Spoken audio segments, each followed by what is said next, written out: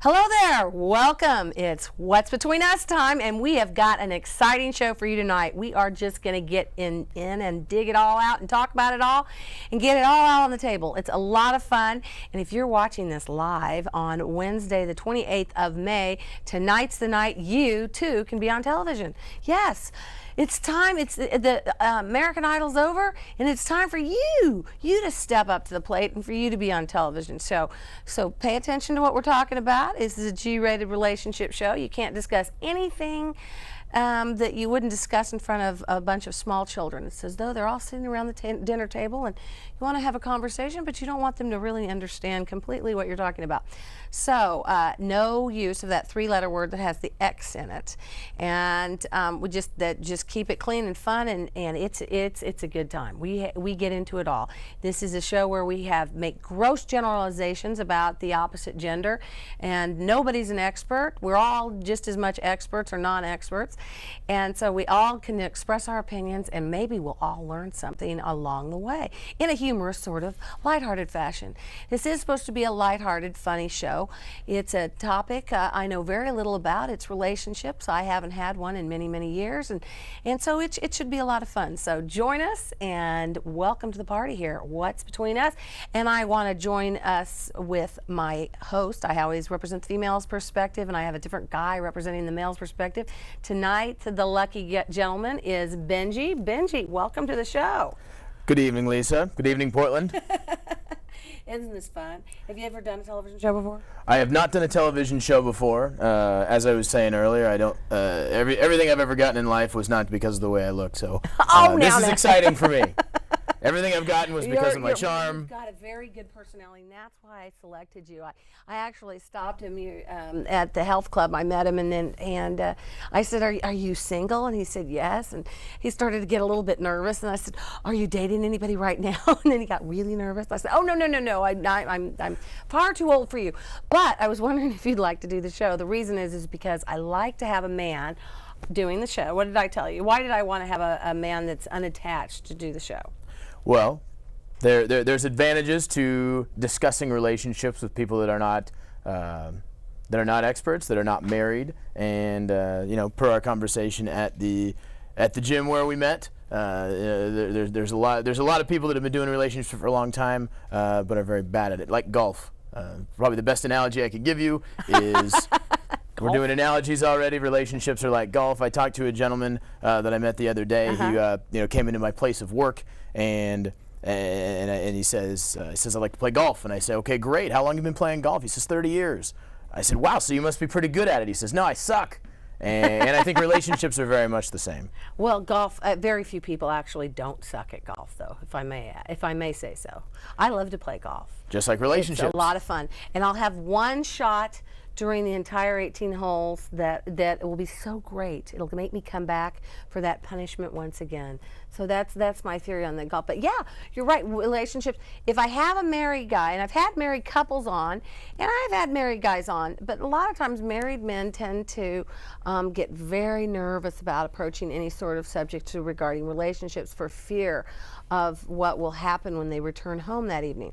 So we just want to keep it all open and fresh and fun and get it all out. We're talking tonight about guy talk.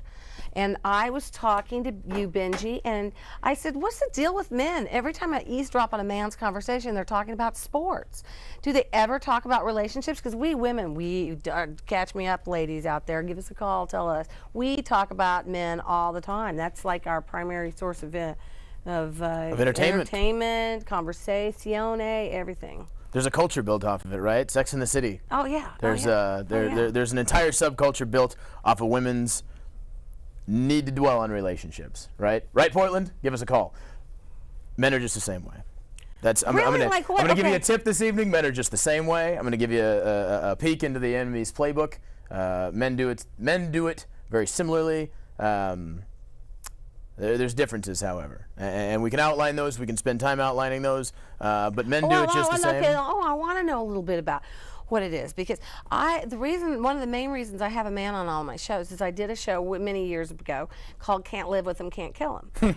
And it was just me and my girlfriend talking about guys, and then occasionally we'd have men come up on and be, you know, we do the videos like our Portland Perspectives, which we'll be showing you some Portland Perspectives in a little bit, to discuss this. And what would happen is, every time somebody would recognize me out, and believe it or not, sometimes people recognize me from public access. You're not alone. Other people watch public access too. You're very recognizable. There it is. That must be Are it. people going to recognize me? They might. They very well might. You're in major danger of that. So, but anyway, they come up and the women all said, I love your show. It's a great show. Every man, to a man, that saw the show had the same response. It's a man-hater show.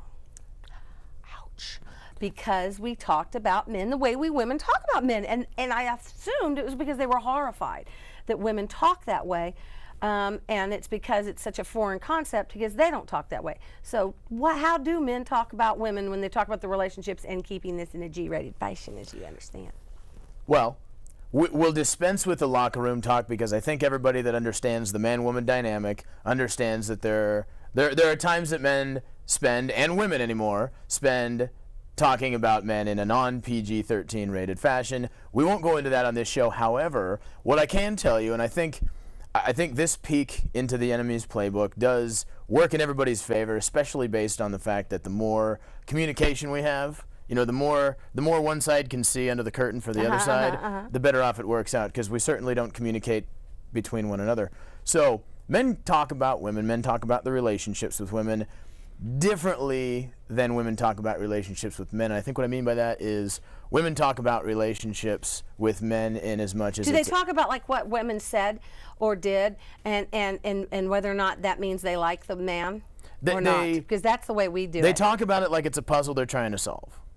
Okay, so it's a puzzle they're trying to solve. It's a code they're trying to crack. Guys talk about it like it's a mountain they're trying to climb. It's a game they're trying to beat. It's a game they're trying to win. And so it's like something needs to be conquered. Something that needs to be conquered instead of solved, right? So you've got the woman's perspective traditionally. The man said this, did this. Are we all trying to manipulate the other one, or trying to get him to like me more, or get him to do what I want him to do, or get her to do what I want her to do? Or do men do that? Because I know women a lot of times are trying to get men in their lives to behave a certain way, or to react to do something in a certain way. Well, I think if we look at the fundamental aspects of relationships, any type of relationships, professional, personal, marriages, friendships, doctor-patient, a trainer and a client, physical therapist and a client, relationships are about running parallel and getting what you want out of the relationship, and making agreements at the beginning of the relationship that this is how it's going to be. And all you got to do to stay in the relationship is just do what you said you were going to do, and follow what's in the brochure.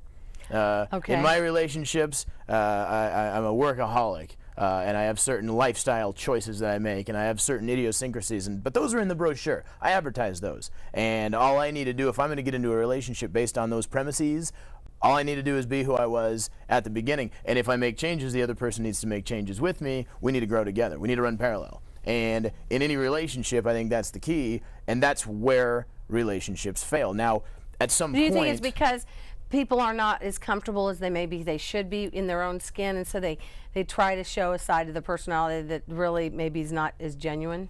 There's a part of everybody that's not comfortable in their skin. I think a lot of us, who we end up with is who we can be comfortable in our skin with. However, and I think this goes for every relationship, if you can't be comfortable in your own skin, you've no business compounding that by getting into a relationship. If you've got a cold, you ought not be going to school or work. You know, if you're sick, don't be compounding that and making it anybody else's problem. Same thing. If you're not happy with yourself, you have no business in a relationship. And what ends up happening is people get into these relationships without being happy with themselves, and then their problems become collective problems.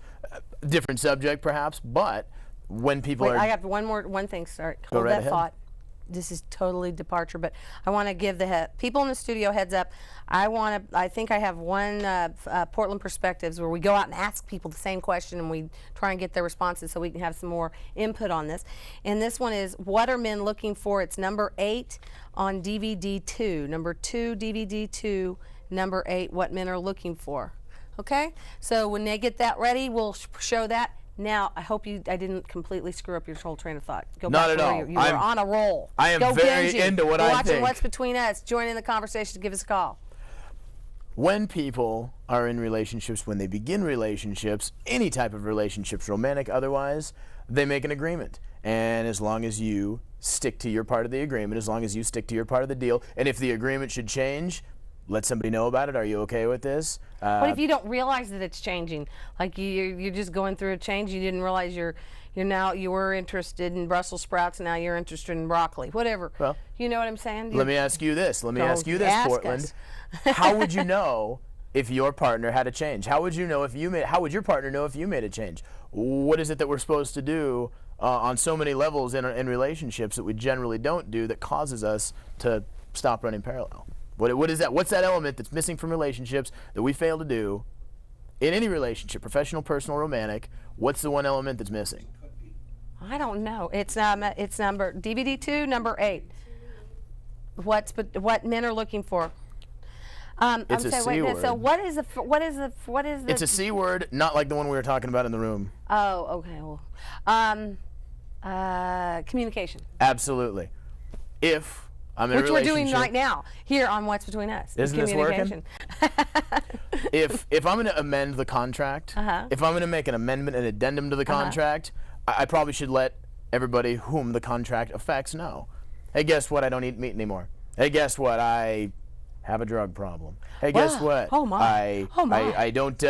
I enjoy to have relations under these terms now.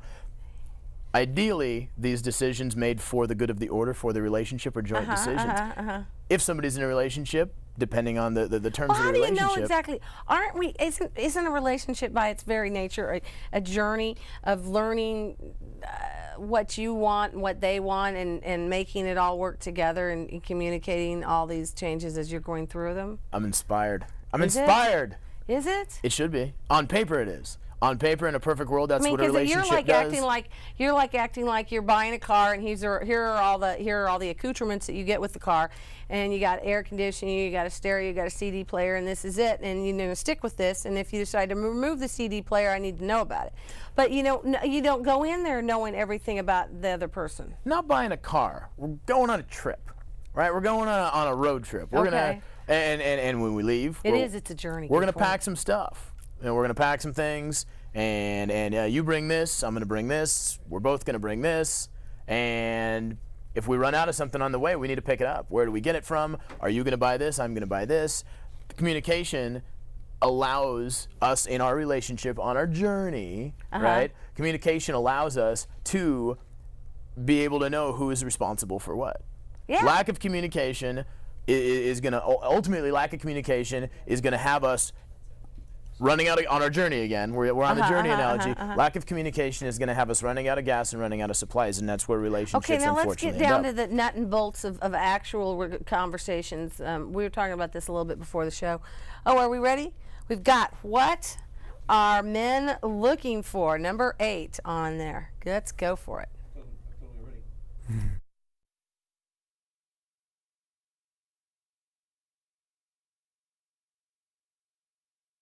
Intelligence, sincerity, and I want her to take care of herself physically. I guess it would be character, looks, and understanding of man. The way she looks at her figure, her lips. Well, she's obviously got to be beautiful. She's going to be classy, sexy, potential to be a great mom, loving, caring, and it has to be just, has to be a connection. It has to be that thing. It's got to be able to get along. I think it's all chemistry, really. A lot of it, you got to get along.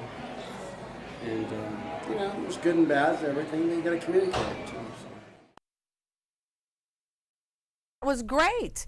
See, those are a lot of the things, and it seems to me one consistent theme about what men are looking for would be physical appearance. Physical appearance. Do you think that's the same with women? Because I don't. I think women betcha. I think they're interested. That's not their priority. It's not as much as a priority, I don't think, as it is for men. Well, because I could be wrong. Been wrong before. I feel like, unfortunately, I feel like women feel victimized by their lack of options. Unfortunately, with what else I understand, with what else ladies seem to look for in a man, a lot of that contraindicates with health and the physique, and I think that's social Darwinism at its finest. You want a career professional that's driven in their career. Well, great. There's a lot of those running around that can't take care of themselves because they don't know the work-life balance and they can't figure that out, and they work too much and they're not good enough at their jobs, so they need to put in the extra time. Do you want that, or do you want somebody that has time to spend 4 hours a day at the gym? Do you have the time? Somebody that's got time to shop tanning salons and find the right tanning package and go get their hair done and drive too far and pay too much? Ideally, you want both. Most people end up with either, but you want both. Same thing, men, want X, Y, and Z out of a female. You see what these gentlemen want. And, two things on that. One thing, in defense of these poor gentlemen who very possible being caught out of context, in defense of these poor gentlemen, I think that we as men, we want physical characteristics as a result of a certain behavior, lifestyle, things like that. Do you think it's like a societally has been? I disagree. I think what's happened is it's been the same way since the caveman days.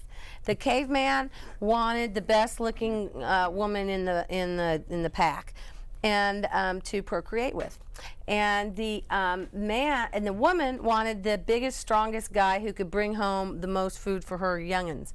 So that's why I think it's the same. So I think it's still the same. Women want a man that can provide them with security, and they hold that at the same level as men do about their woman's appearance. Like when you get married, you've not been married, right? You're not married. Okay. Portland? No, not married. But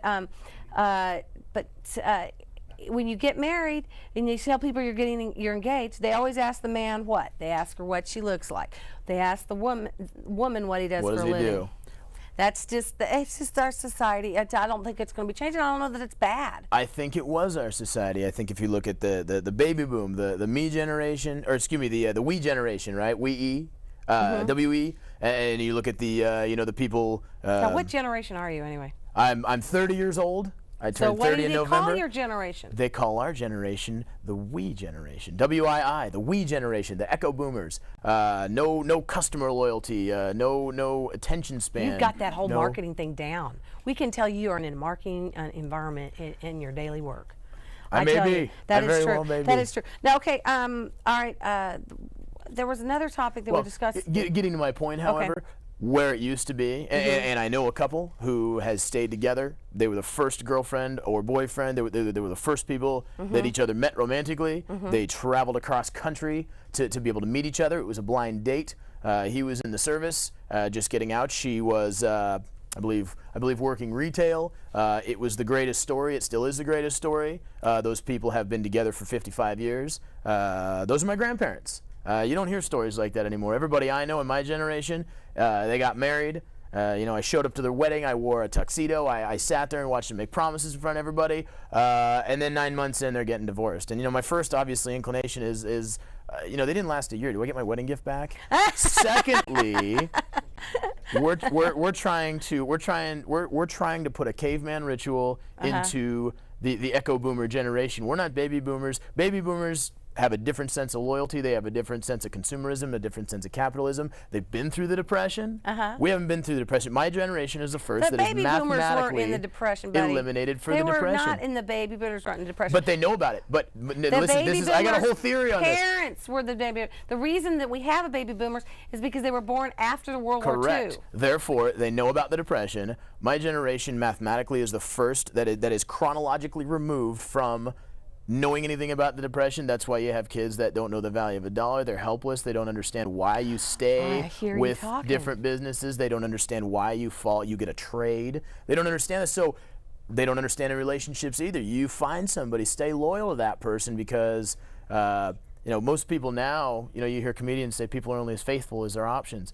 You have a lot more options now. You've got this generation can't pay attention for 5 minutes. Let's talk a little bit more about your generation. Okay. Okay. I've had a few younger guys on the show too, kind of a window into what the deal is with this younger. I'm a younger guy. 20-something, early 30s deal is, and that is, I tell that a lot of times the gender roles are a little bit askew compared to previous generations, whereas the women never were taught to cook. And a lot of times the man is the one who does the cooking, or they go out all the time, or whatever. It's very atypical. Or traditional, atraditional, if that's such a word. I'm coining words on What's Between Us. Listen, we need you to add to the conversation, so give us a call. We're talking on about a whole bunch of topics. We're talking about men talk. What do men talk about? We'd like to know about if you have a long-term relationship, you've been married for a long, long time, and you have a key, you think, to happiness, and we'd love to hear that and talk about that. Also, I want to get into a little bit about the pros and cons of living outside the confines of holy matrimony in a sinful relationship alone with each other. And so we want to talk about that. Is that a good thing for men? Is that a bad thing for men? Is it a good thing for women? Is it a bad thing for women? Because I've got some definite opinions, and I'm sure you do too. So we please come on, join in on the fun. Give us a call and tell us what you think here on What's Between Us, May 28th. And if you're not watching us on May 28th, you're watching us another time, but you like the show, I need some affirmation and I need your input. So please go to the website that Dennis Gleason, our wonderful web designer, Darkwing Productions, put together. It's whatsbetweenus.org, and email me and tell me your comments. And if you'd like to be a guest on the show, a co-host like Benji, and represent the male's perspective for us females, so we can kind of delve into how you guys think, because it's a huge mystery, it really is, then do that too. But definitely contact us on whatsbetweenus.org. Am I just yodeling out here and nobody's listening? Come on, call us and let us know what you think. So anyway, I want to get into the living outside the confines of holy matrimony, because I believe you have some experience in this. I've got a good 4 years of experience with how is it that you described it? I don't see they're living outside the confines. Living outside the confines of holy matrimony, living in sin. Living I've got 4 years experience of living in sin. You're living in a sinful relationship. Yeah. I've got a black belt in living in sin. There you go. There you go. Now, what are the pros and the cons of it? Are there any cons to it? You must love it, because you're currently in a situation like that, right? There's an element of every relationship that works, that functions. And I'd be lying if I said there wasn't part of that, but I think based on where I am in life, career, financial, things like that, where my partner, whom I care about very much, is where we are both in life, it's a choice. Nobody's doing this because they don't have another option. Nobody's doing this because I can't do any better. Nobody's doing this because this is the only place we have to live. Nobody's being forced to do it, yeah. Nobody's got a gun to anybody's head. Now, with that being said, there are certain things that work very well. And I think there's some of it that does apply to what Lisa was speaking to earlier, the point about, men look for this and women look for this, and while I don't 100% agree, just like any relationship, you're part roommate when you're living in sin, quote fingers, you're part roommate and you're part boyfriend, girlfriend. Okay, I'm sorry, just a second, hold that thought. We want to bring in Barrett to the conversation. So Barrett, give us a hello. Thanks for calling. Appreciate it, Barrett. Can you guys hear me okay? We sure can. What are your comments? Well, I'm 43 years old. Okay. And I've never been married. Okay. And I've had, 5 long-term relationships, if you can call it that. Did you live outside the confines of holy matrimony? Did you live in sin, Barrett? Yeah, I do. Did you? Okay. Well, you did. I've never sure been married, and I've had, live-in relationships. So if that's what you label as sinning, I guess that's. We're just a little tongue-in-cheek, Barrett. But that's what it is. Was living together a good thing? Can I differ on that opinion? Differ away, sir. Okay. I view marriage as a gold indoctrination. You look at the gold ring, and you look at the divorce rate, how much it costs to get married, and then when they get divorced, there's this dividing of all this property, and then you have to hire a lawyer, and really all it's doing is making the wealthier wealthier. I mean, the wealthy wealthier, in my opinion. And I think that if you marry somebody, you have to be committed. I mean, because there's disease out there and stuff like that, and it's not safe. But I don't think that marriage is all what is. Marriage in the beginning, marriage was to keep slave owners from marrying their slaves. That's why marriage came about. That's the history. Well, that's an interesting. Of marriage. I've never heard that, but I've never heard that. That's interesting. I wish I would have paid attention. I'm kind of a historian. I'm an activist. I do a show myself at Portland Community Media. Oh, good. I know Alex Ansary. I know Jim Lockhart. Well, okay, so let's get back Barry, to that. drop that name on the floor. Well, are they saying that legally, because they've been doing weddings and marrying people since as far back as I can ever remember, but are you talking about the state getting involved with the marriages, so where you actually had to have a marriage certificate? Is that what you're referring to? It gets into capitalism where whether the woman or the man has the most money is going to lose. I mean, that's our justice system today. It's not really a justice system. It's a capitalist justice. Yeah, I love capitalism. You're not going to get into a discussion with me on that but one. Anyway. Okay, but what I would like to know is you are 43, you've never been married, and how many live-in relationships have you had? Probably about 5. Okay, and what's the longest one you had? The longest, 5, 6 years. 5 or 6 years? Yeah, Wow. I was an alcoholic. Well, I am. Well, once you're an alcoholic, you're an alcoholic. Okay, we don't want to get into real serious stuff. This is not a serious kind of show. But no, I just want to say that I was in the bottle for 15 years, and when I got sober, I was dateable, and I was able to hold a job and get my okay, Good for you. That's great. Good for you. Kudos. Keep it up and keep up the good work and stay on track. just wanted to but say I want to get back to the subject of dating, of living together, not living together. What's the longest you've dated a woman that you didn't live with? Oh gosh, probably 6 months. 6 months. Yeah. Wow. I don't know. I guess. So it's either live with me or leave. Well, Is that can the I way it ask a is? question? Yeah. Well, go a ahead. gal told me that one time. Who said that? A gal I knew, she actually, she lived in Eugene, and her name is, I don't want to say her Well, name. don't talk about. No We don't names. want to get specifics. We just But talking anyway. gross generalizations. That's what the show's about. So wait, but that's a distance relationship. So that's understandable that she'd want you to live in the same vicinity. Yeah, But- she told me, she says it's either now or never. And so I went for it. Well, But I didn't know that she was a heroin addict. Okay. Whoa! That's Anyway. that is.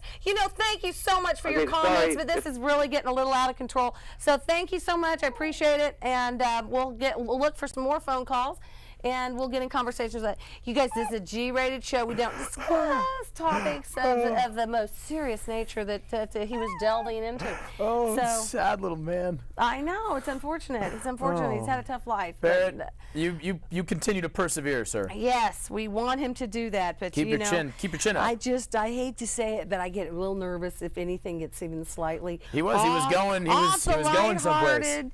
Let's figure out relationships, train, because we are doctors of absolutely nothing, not a thing.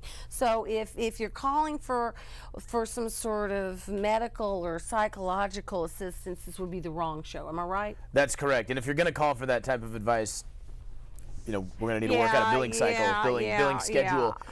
Barrett did speak to something pretty interesting, and I had to look pretty hard to find some substance there, Barrett. But he made mention of the ultimatum, right? And I wondered if we'd have opportunity to get into the ultimatum. Let's talk the ultimatum that many people feel trapped. An ultimatum, for those that don't know, is generally an alternate choice between either this happens or this happens. We're going to see a consequence here. Unless you do this, this is going to happen. And in communication in general, the way to facilitate communication is through open questions.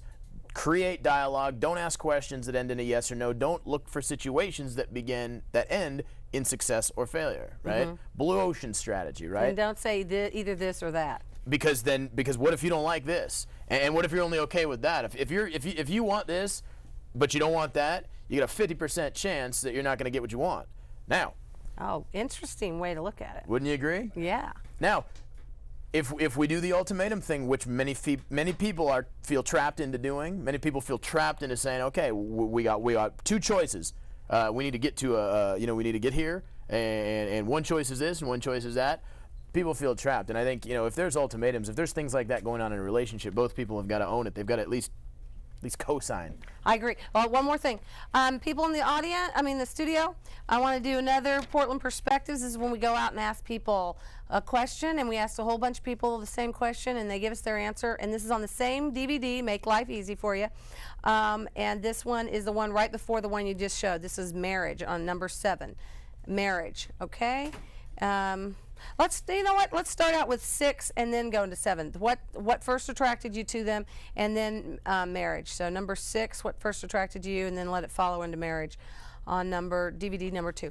So now back in it, but yeah, I see what you're going with it. So ultimatum. So do you think that women are usually the ones that give the ultimatum, or do you think they're equal? Men give ultimatums every day. Really? So right? you think men are more commonly doing it? Well, these gentlemen that we were polling that said, I want sexiness. I want a lot of value judgments that could mean something different to me as to them. And that's, I think, they're using their own concept to define their own concept. I want somebody that's sexy and classy, right? Okay, what does that mean? I don't know what that means. However, what these men are saying is, well, you either better be my definition of sexy or classy, or I'm going to look elsewhere. So there's an ultimatum right in and of itself. Oh, yeah. Secondarily, with an ultimatum... It's so shallow. There's shallowness on both sides of the fence. Shallowness by nature, right? The definition of shallowness, can't get any deeper. Too afraid to get any deeper. And in relationships, I was getting there.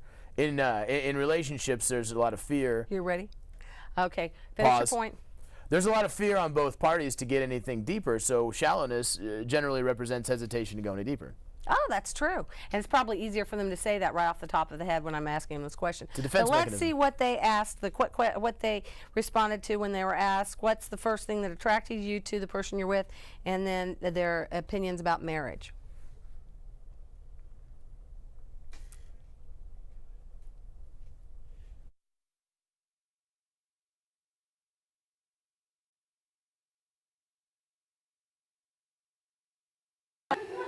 What first attracted you to your husband? Personality. A good sense of humor. And great blue eyes. Hard worker. A very hard worker. And very sincere. He was funny, and we could dance together. And what's your favorite thing about him now that you're with him? He's still funny. And we talk about dancing. His eyes. A dynamic person, and he's still good looking, and we've been married for 37 years, and we still are best friends.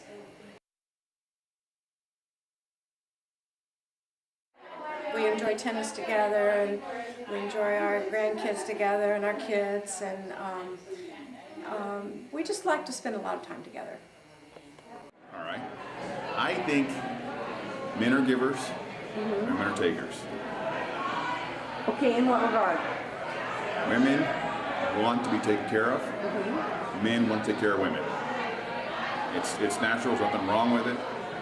And I think that as long as women understand that and appreciate that, it works perfectly.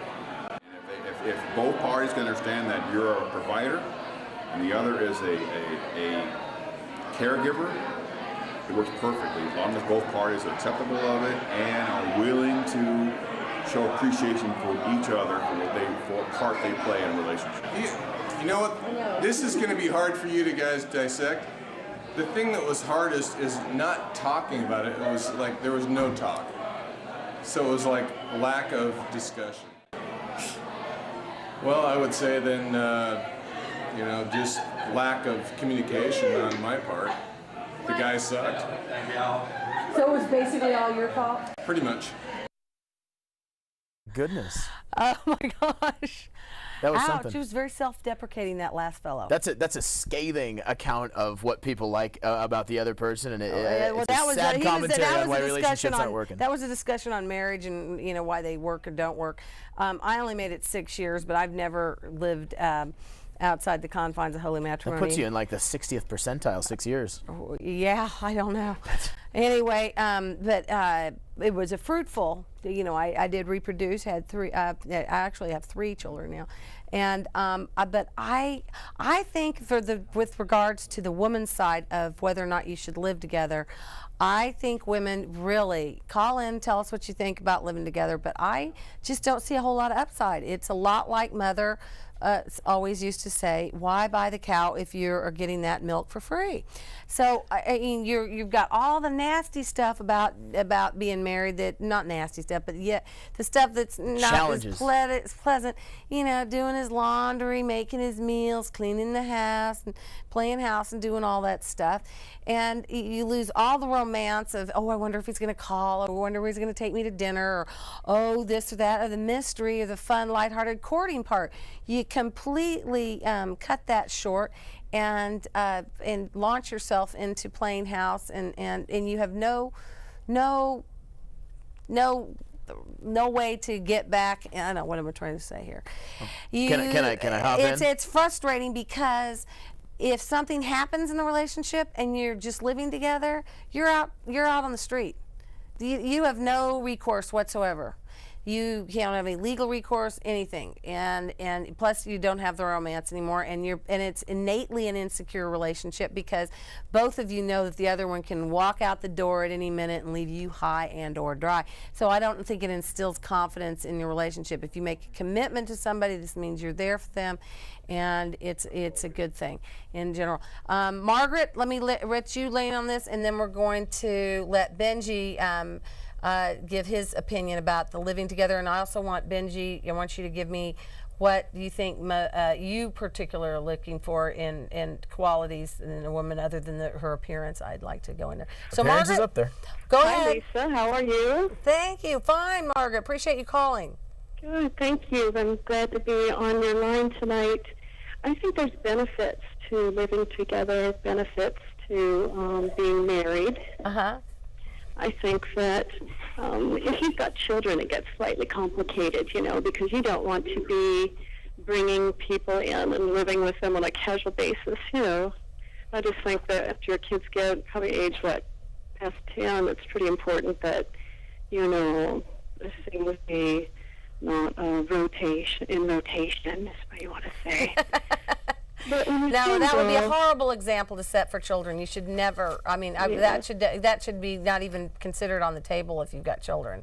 Exactly, I agree, and I think that living together brings opportunities for people to be in a kind of a marriage simulated situation, and people can get to know each other a lot better in a kind of live-in situation, but still be not bound to, the holy matrimonial, paperwork and, what it goes through with a divorce. Everybody. So you don't think it makes you a little bit insecure because of the fact that, he can walk out the door any minute and leave you high and dry? Not really. You can do it very easily if you're married. Pardon? I said, I'm really pretty independent, and I could walk out just as he could, too. So it goes both ways. I think that's important what she said.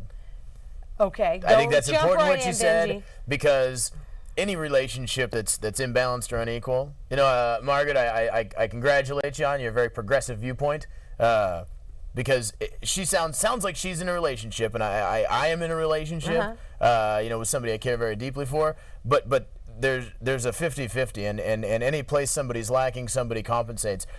Both have our own incomes, right? Both are successful, both have our own things, and I think when you get into a situation, and a marriage is no different, because a marriage is a relationship with a piece of paper attached to it, and we'll get into that later if we can. Yeah, but what about if you want to reproduce? Does this mean you're just never going to want to reproduce? Do you have to be married to reproduce?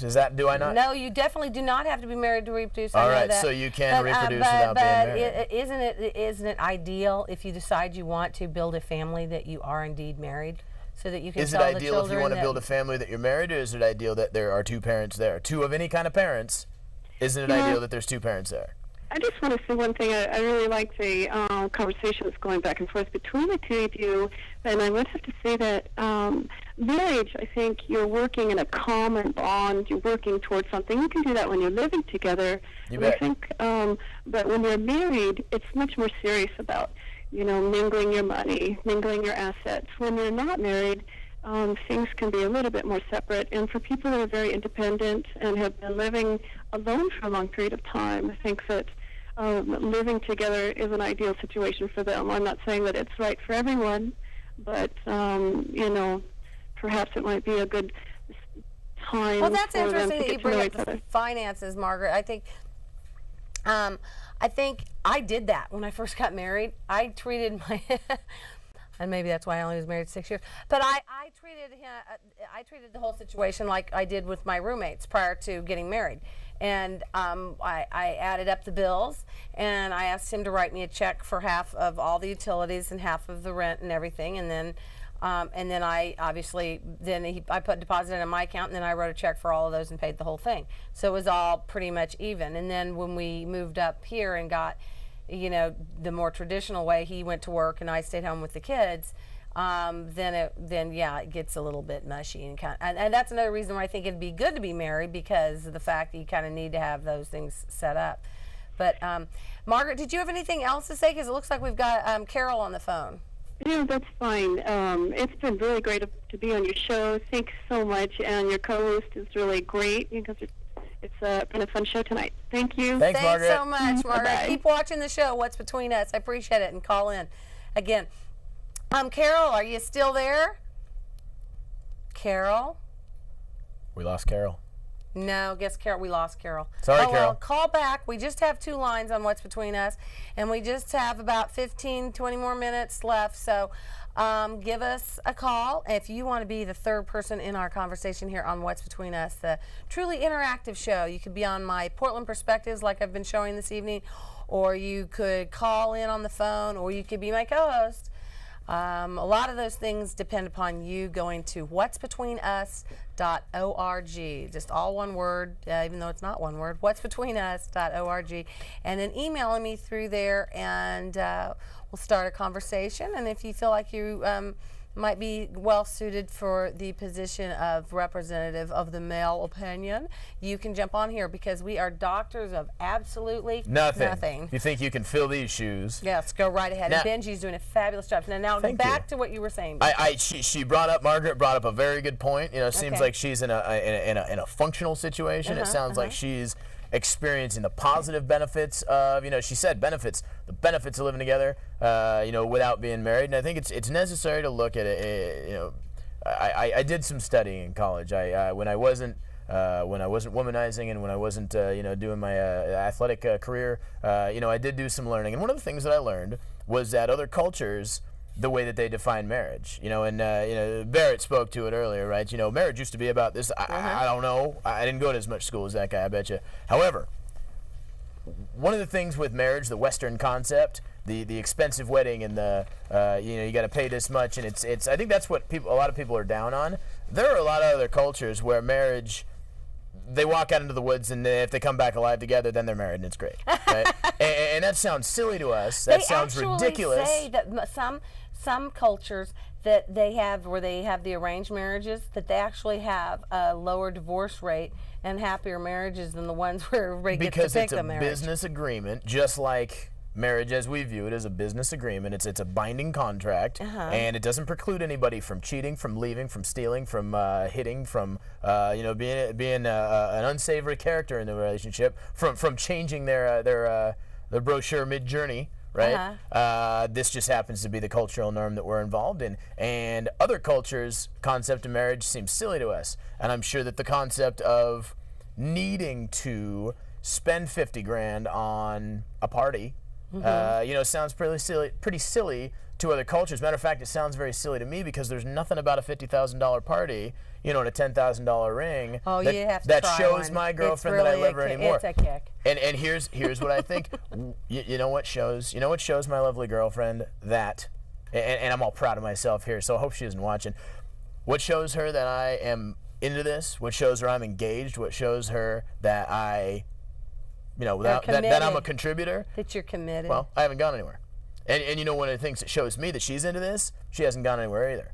So so the lack of not leaving is the full commitment. What's certain anymore? I mean, people get divorced all the time, and I'd be willing to bet there's a lot of marriages like Russell, that ruin it. Kurt Russell and Goldie Hawn have never gotten married. And how many kids and later, I don't know. They've been doing that forever. Yeah. So they didn't have a $50,000 party, but they're still, what are they, common law married now? You don't have to have a $50,000 party. 10,000, 20. You could just go to Las Vegas. A ritual. And just to have it done there and cut all the fanciness out of it. So although you really shouldn't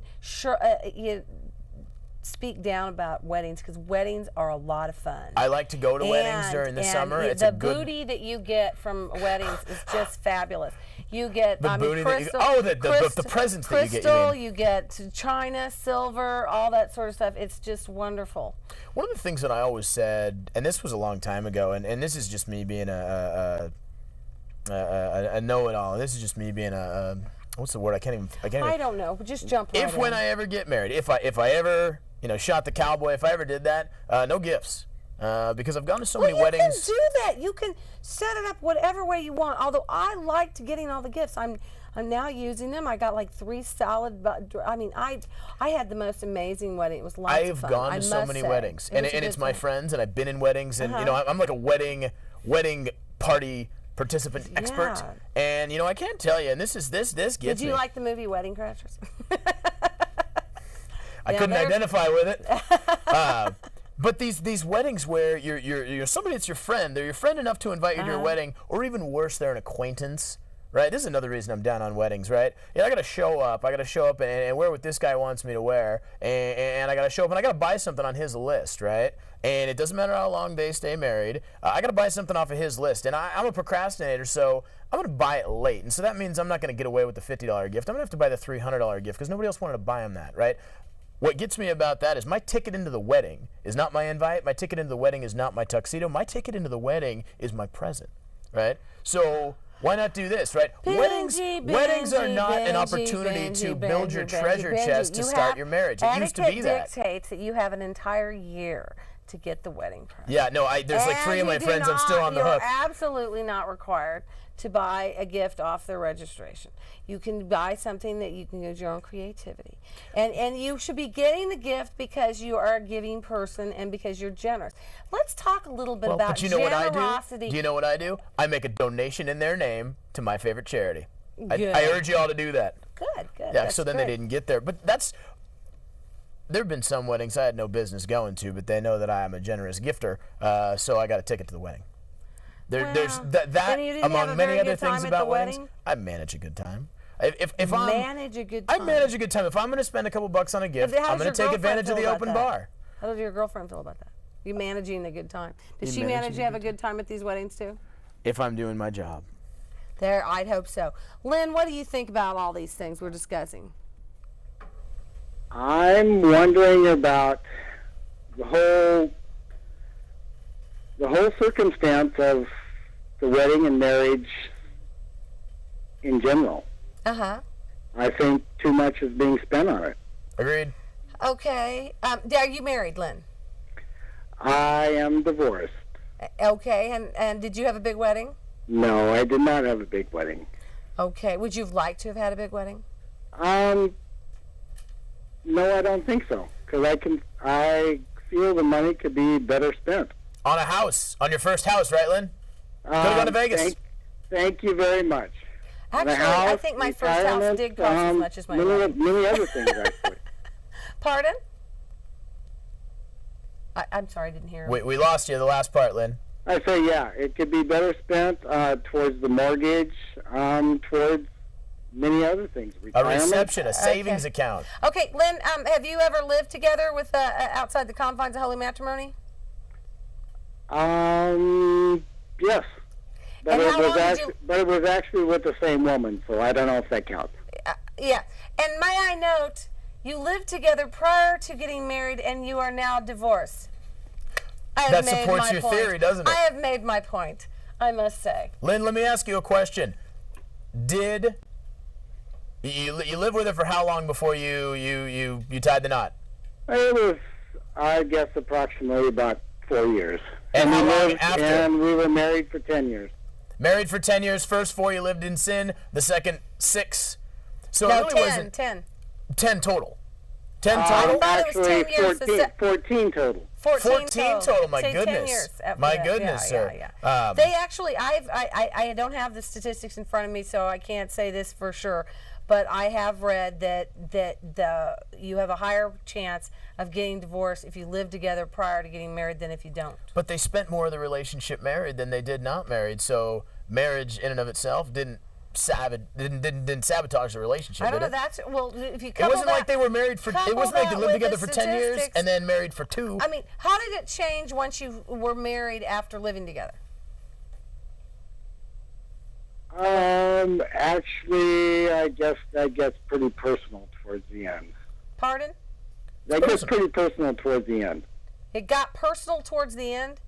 Well, But I mean, no, how did, from the day you came home and you carried her over the across the threshold, threshold, after you got married and you're home from your honeymoon or whatever it was you did, and you're now married and you're living in the same house you were living in when you were living together, how did your life change from the being not married, living together, to when you were married?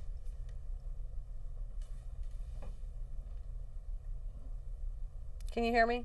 Is he gone? Oh, we lost him. He's through with us. Nah, sometimes phone calls. You were getting drop. personal with him. You're going to strike a nerve. No, I think he We're was going to find saying- something. I think he was going with the fact that it got personal at the very end of the marriage, and that's what kind of led to its downfall. That's the impression I got from him, but I could be wrong. Been wrong before, and he left the conversation.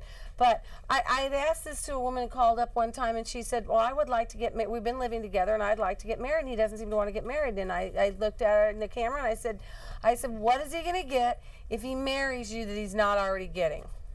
A figurative What do shackle you- around his ankle. Okay. Because, Yeah. remember what I said about my relationship? I think this is the case with a lot. How you show the other person that you're involved is you stick around. Because, well done is better than well said. And you can stand there and promise in front of all your friends and say, hey, this is how it's going to be. Oh, but no, if you don't hold up your end. Okay, we've heard that. Okay, I want to know, what is it that would make you want to get married? What is it that she could offer him, or your girlfriend could offer you, to make you want to get married instead of staying status quo and living together? Is there anything? I don't see that there. Because you're not going to get anything new, are you? Well, it's going to be the same thing. The only thing you're going to get is a legally binding contract and security. Unless you have your affairs in order before, unless you prenup, unless you do something like that, all you're going to have is the security that if this thing ends, you're both taken care of. And I think per your theory earlier, that supports the gal more. I don't personally believe in that, because I think if you enter in equal partners, then you should leave just the same way as you came in. If a woman is wanting to leave the relationship, and not leave the she wants him to get married. If you're living with a guy and you'd like to get married, and he's got the same attitude this guy's, look in the mirrors, ladies out there. I mean, get a clue. He just heard it from the horse's mouth here. There's no reason in the world for the man to be dumb enough to go and marry you if you're stupid enough to live with him and give it to him for free. Okay, there's no reason in the world. So I told her, I said, she wanted to have children. I said, you need to move out right away, and then I'd skip a pill or two. I see.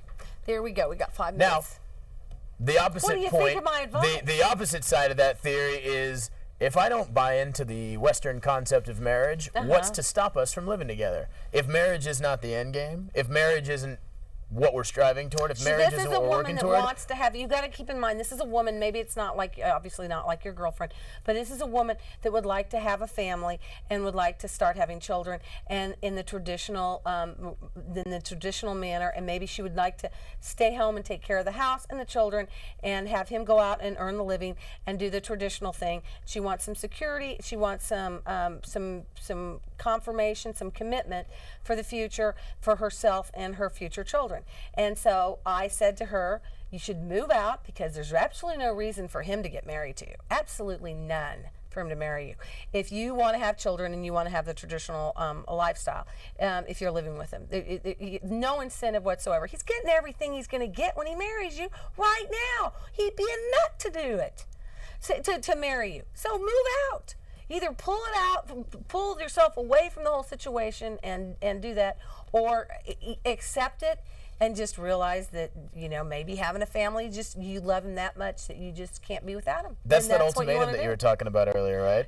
No, Wouldn't you it's agree, a matter Portland, of that that is an fact. ultimatum No, it's acted out? Oh, it's a total. If she has a future that she envisions, and you do not see it the same way, because Does he envision you're the same getting- future? No. Because if he doesn't envision the same future, you she's should with the wrong definitely person. Move out anyway, because if he doesn't want to have kids and you want to have kids, you should move out right away anyway. There is just no reason. Why You should only try develop- to change the person's mind, right? And Yes, no, I think, you know, just this is move funny out. when we were watching, you know, Fred Flintstone over there talking about providers and givers and takers. Mm-hmm. If he finds somebody with those same ideals, God bless him.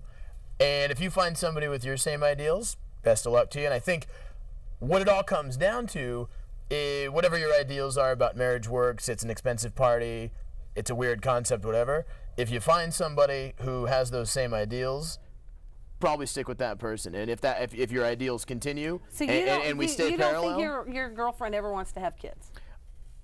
couldn't tell you. Couldn't tell you on. Never. I certainly couldn't tell you on live TV. Never even discussed it. See, this is another thing. I have a friend that I know or a couple of them that got married and then they ended up later getting divorced. And why did you get divorced? He said, well, he didn't want to have any kids.